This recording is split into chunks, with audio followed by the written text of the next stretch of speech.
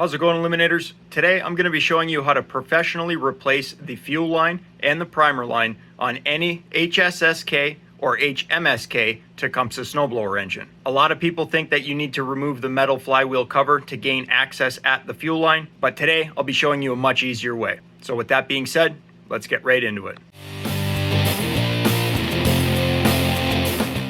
So today in the shop, we are working on this Craftsman 2-stage 22-inch snowblower here. The reality is all of these Tecumseh Snow King series engines are pretty much built the same, and how I replace the fuel line is going to be the same on all of the engines, whether it's an HMSK50, an HMSK80, or an HMSK100. So the way Tecumseh manufactures these snowblower engines is they have the carburetor on the left side of the engine, the fuel tank on the right, and they route the fuel line through the engine in between the engine block and the actual flywheel. And in order for the fuel line not to come in contact with the spinning flywheel, they have these little brackets to basically position the fuel line away from the spinning flywheel. So in the case of this snowblower, my customer called me and said that the fuel line at the tank side had pretty much deteriorated. They had one of those old school metal screw-in style fuel shutoff valves, and they basically wanted it all replaced with a new fuel line and a new plastic 90-degree fuel shutoff valve. Now, if you were to just grab a hold of the fuel line and rip it out and you tried pushing a new fuel line through the engine, it's not going to work because that fuel line kind of snakes its way through those metal guides that they have in there, and it's virtually impossible to do that. So what a lot of people do is they remove the flywheel cover so that they can gain access at the area in which the fuel line routes itself through.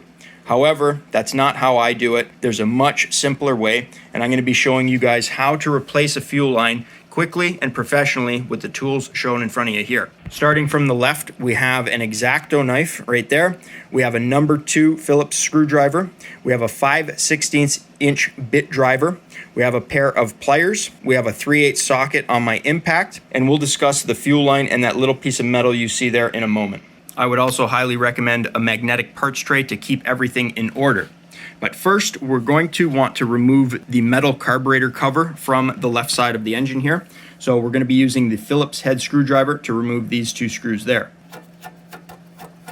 Once you remove those, you can use the 5/16 bit driver here to loosen off the top bolt there. You don't have to remove it completely because there is usually a slot cut into the metal carburetor cover. You can now grab a hold of the plastic choke knob and simply give that a pull to remove that. Now at this point, we could most likely remove the metal carburetor cover there, but I find that a lot of times the chute control rod does get in the way of that. So there's probably going to be 2 different designs on the older Craftsman snowblowers. You may have the chute control rod as shown here, where there's just going to be a spring clip that we can pull to remove that rod. Or you may have the chute control rod go all the way to the actual chute, and you may have to remove a spring clip or a bolt there to disconnect the little worm gear or the entire rod from the chute control. In this case, we just have the spring clip, so we're going to remove that, and then we can pull the chute control rod out of the way and just set that aside. Now that we have lots of room, grab the carburetor cover. There is going to be a grounding wire right there.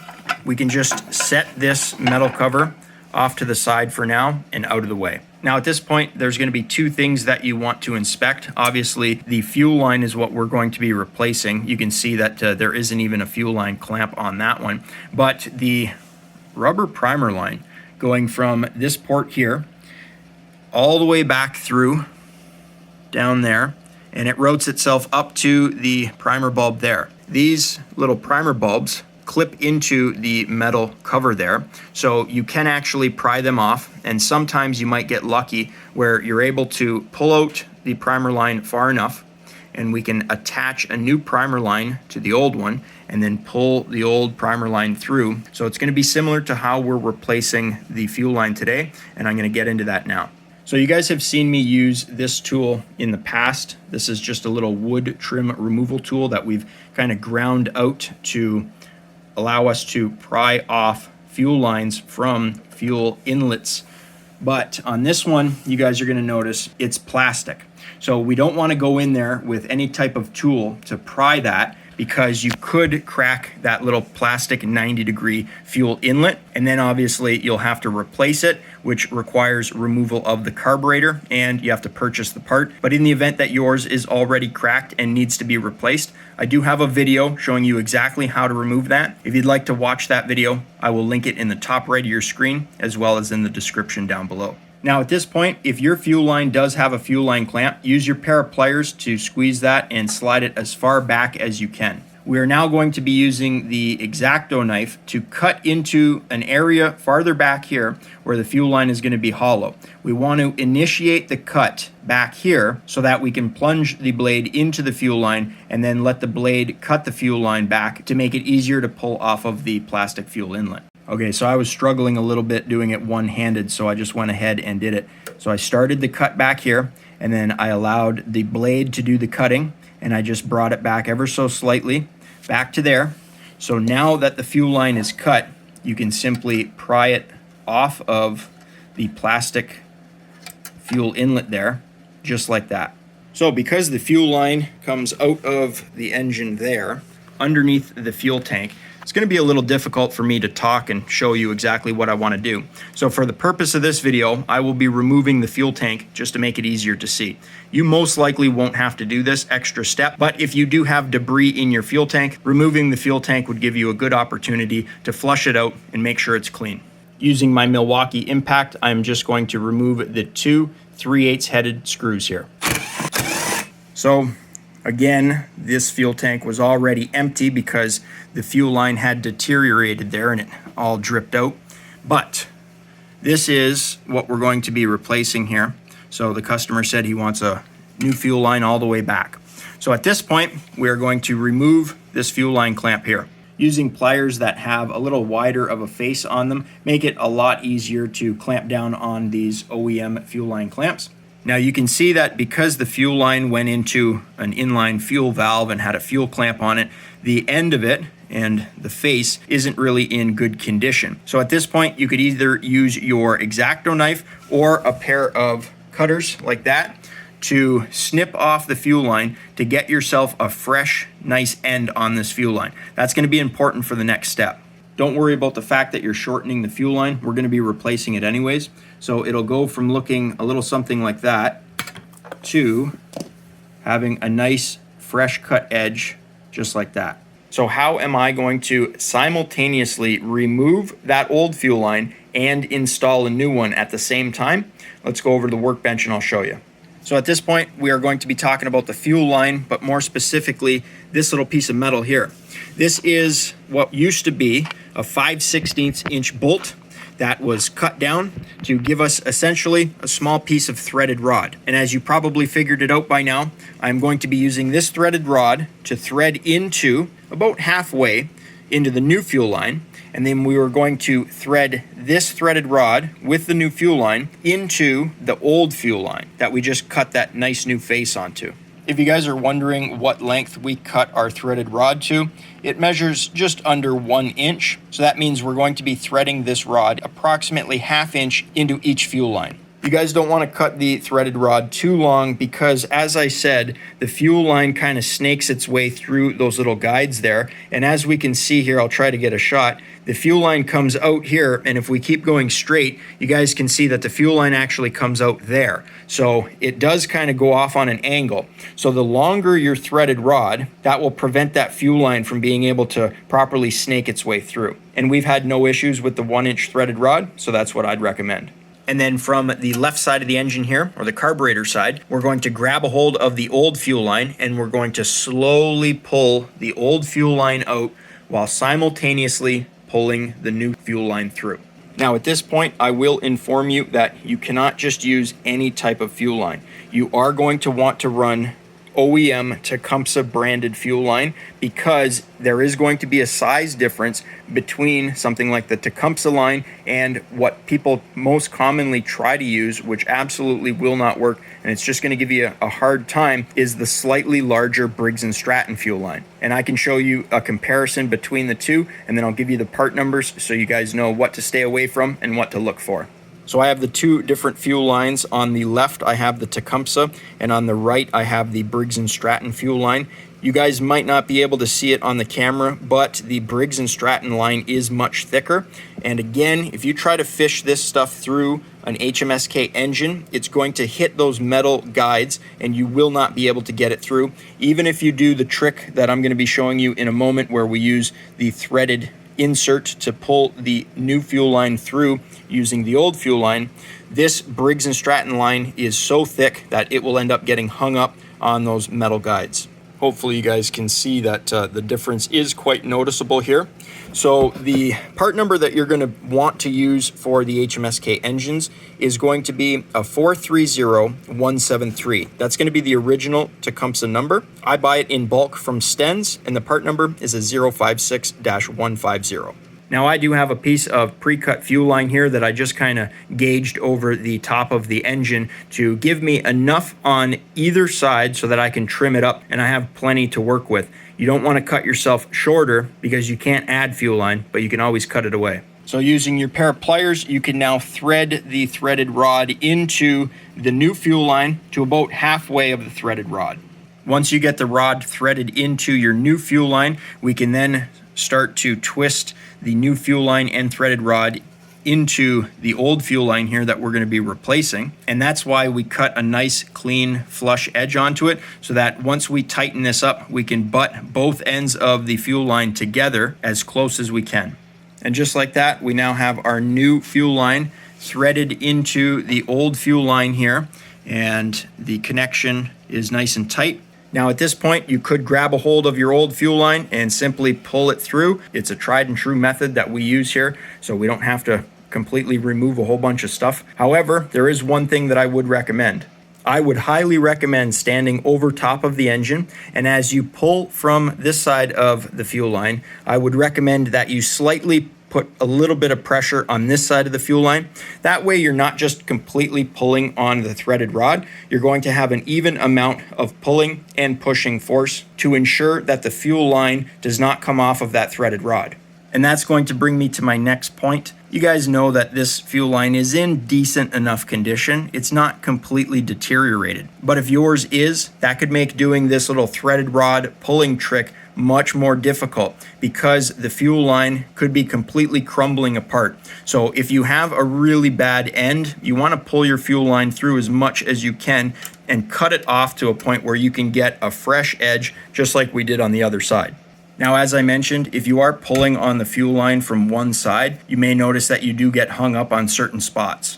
Whereas if you pull from one side and push from the other, you're going to notice that it does make it much easier to route that fuel line through. Now, you still may get caught up on some points, but you should be able to fish the fuel line through just like that without removing the flywheel cover. So as you guys can see, that was simple enough.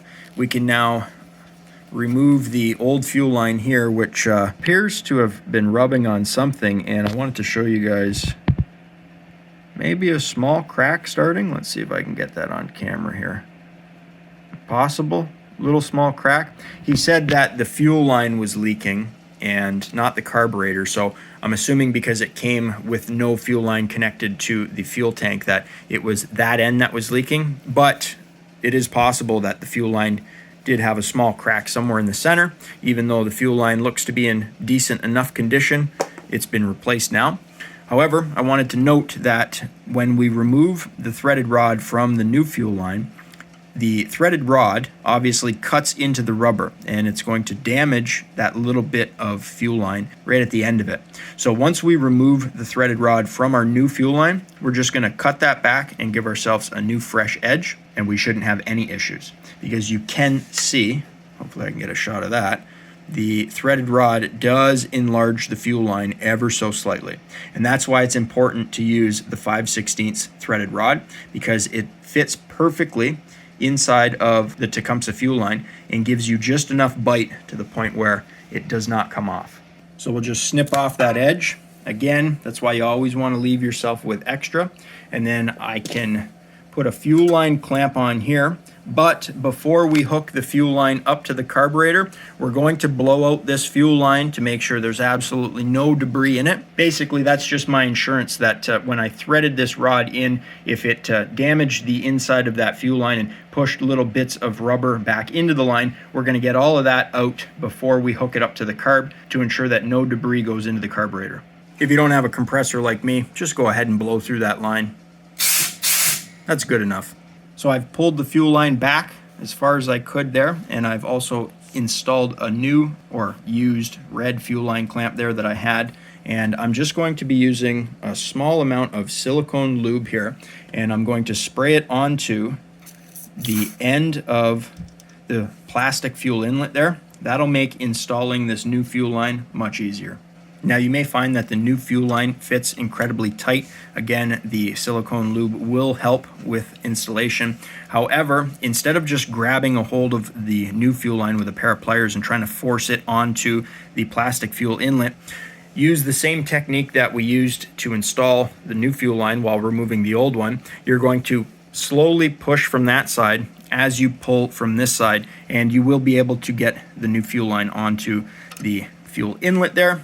Secure your clamp, and we can now move over to the other side. Now, when this snowblower came in, it either didn't have an inline fuel shutoff valve, or my customer had an old one that fell off and it didn't work anymore. So I'm going to be replacing or installing a new inline fuel shutoff valve here. It's a plastic one, and the part number for this is going to be a Stens 120-228, and it replaces the Briggs & Stratton fuel shutoff valves of those numbers there. Now, what I should note is that ideally you do not want to install these fuel shutoff valves upside down like this so that the red on-off is facing downwards. Instead, what I would recommend is installing them like this. So this end here will go to the fuel line that goes to your carburetor, and then this one that is facing up will go to the fuel tank, and then you can kind of offset this on an angle to make it easier to get at underneath the fuel tank there. But I don't want this video to run too long, so with a little bit of camera magic, I'll bring you back when it's done. And just like that, our fuel tank is reinstalled, and we got our fuel line hooked up. There's never any issue with leaving yourself just a little bit more, so you can always trim off. And if we look here, that's what I was left with that entire piece there.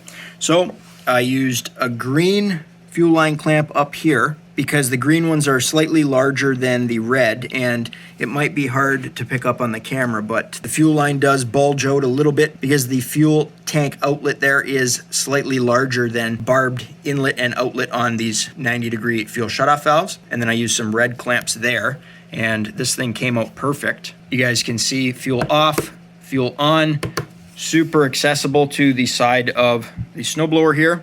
And just like that, guys, you've professionally replaced a fuel line on a snowblower without having to remove the metal recoil cover. And whenever I need fuel line clamps, I generally get them out of this Stens hose clamp kit. Part number 415-170 pretty much has all of the basic clamps that you would need. So with some fresh fuel installed in the fuel tank, the shutoff valve was turned on. There was no fuel leaking out of the carburetor, because I have in some instances had customers come in asking for a fuel line to be replaced because they said they saw fuel leaking or they could smell fuel leaking from somewhere, and it turned out to be a leaky needle valve inside of the carburetor. But that was not the case with this particular job. So I went ahead and reinstalled the carburetor cover, which is made of metal. And I did want to take this time to tell you guys about a video that I did recently on an ignition module grounding issue with these metal carburetor covers. If you want to see that video, it will be linked in the top right of your screen as well as in the description down below. Super informational video. You guys could be running one of these snowblowers, fine-tune the carburetor, and then go and reinstall the metal carburetor cover, and all of a sudden your engine won't start. It's simply because this metal cover is touching the grounding shutoff switch that would normally be engaged by your throttle linkage there. Super simple fix. You just grab that corner and bend it out, and you'll be back up and running in no time. All right, let's see if we can get this thing to start. I can hear fuel.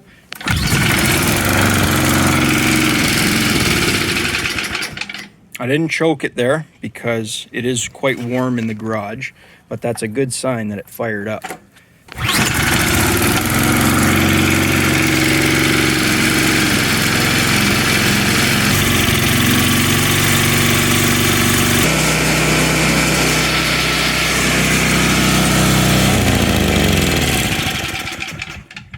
Now, for those of you who stuck around to see how I would replace a primer line, it's going to be quite simple. We're just going to be taping the new line to the old line and then routing it through. So I'll show you how to do that now.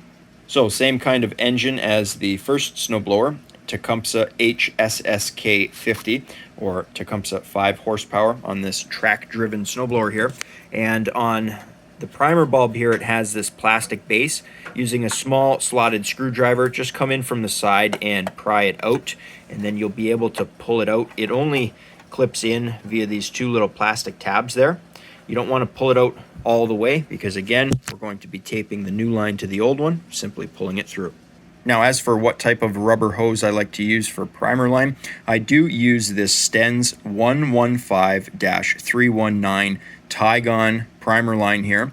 You guys can see the size here. The inside diameter is going to be a 0.117 of an inch with a 0.211 outside diameter.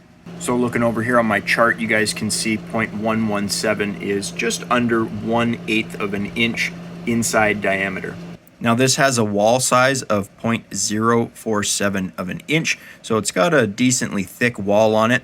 But before selecting a primer line that you're going to use, I would always recommend that you try to fit it over top of the primer inlet and also the primer outlet on the actual primer bulb, just to make sure you have a nice tight fit. So using a little bit of green painter's tape, like I said, just tape those together, and then you don't really have to remove the whole metal flywheel cover. You can just grab a hold of your old primer line, pull your new one through. Simple as that, guys. The thing I like about this particular Tygon line is it fits nice and tight to the primer bulb and the carburetor down here, so you don't have to use any clamps to hold that tube into place. And then what I'll do is I'll cut more than what I need, just like we did with the fuel line on that other snowblower engine there, and then we can route it underneath the carburetor. A lot of times you'll find that you'll have to replace these primer lines because they deteriorate right on the little bend here that comes off of the carburetor, and people keep cutting it shorter and shorter and shorter, and normally this loops underneath the carburetor through the governor arm and spring and then up and around to here. And what happens is eventually they get so short that people run them over the top, and they can actually interfere with how the carburetor rod works there and the whole linkage for your throttle. So not what I would recommend. Easy enough, just go ahead and replace it. And if you find that you have a little bit too much, you can always cut it shorter if you need. You just want to make sure that it's not interfering with the governor spring down there. So what I like to do is route it in behind the grounding wire for the shutoff switch there, just so that the primer tube doesn't interfere or rub against the governor spring, which will be moving. As you can also see, we did replace the fuel inlet elbow on this particular carburetor, and we will most likely be doing the fuel line on this one as well. Well, that's going to wrap up today's video. Simple enough, guys. I know that this video did run a little bit longer. However, like I said, you really don't have to remove the fuel tank. All you're really doing is removing the carburetor cover, cutting the ends of the fuel lines, removing the fuel line clamps, hooking up your new fuel line with the 5/16 threaded rod, pulling the old fuel line out, and pulling the new one in with it. Once you get the hang of it, you could probably have that job done in about 10 or 15 minutes. But with that being said, if you guys enjoyed today's video, think about leaving me a thumbs up. You know, it really helps me out. You can click here to subscribe and click over here to watch one of my previous videos. I upload every single week, so be sure to stop on by next week, check channel out for new content. And as always, guys, thanks for watching.